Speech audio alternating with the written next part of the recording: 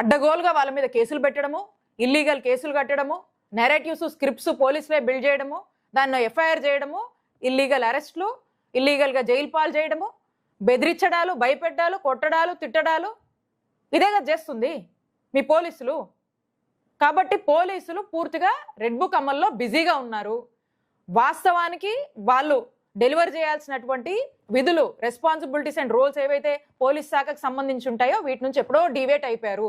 ఇప్పటికైనా మీరు మేలుకొని జగన్మోహన్ రెడ్డి గారి హయాంలో మహిళల రక్షణ కోసము, మహిళల సేఫ్టీ కోసము, సెక్యూరిటీ కోసము దిశ యాప్ లాంటివి తీసుకురావడము, జీరో ఎఫ్ఐఆర్ లాంటివి తీసుకురావడము, అనేక డ్రైవ్స్, అనేక కౌన్సిలింగ్స్, అన్ని ఒక చక్కటి ఇనిషియేటివ్స్ అన్నీ కూడా తీసుకొని ఒక సేఫ్ స్టేట్గా ఆంధ్రప్రదేశ్ని తీర్చిదిద్ది రాష్ట్రంలో ఉన్నటువంటి చిన్నపిల్లలు కావచ్చు, మహిళలు కావచ్చు, విద్యార్థులు కావచ్చు, ఆఖరికి ఎంప్లాయీస్, వృద్ధుల వరకు కూడా జగన్మోహన్ రెడ్డి గారి ప్రభుత్వంలో హ్యాపీగా ఉన్నారు.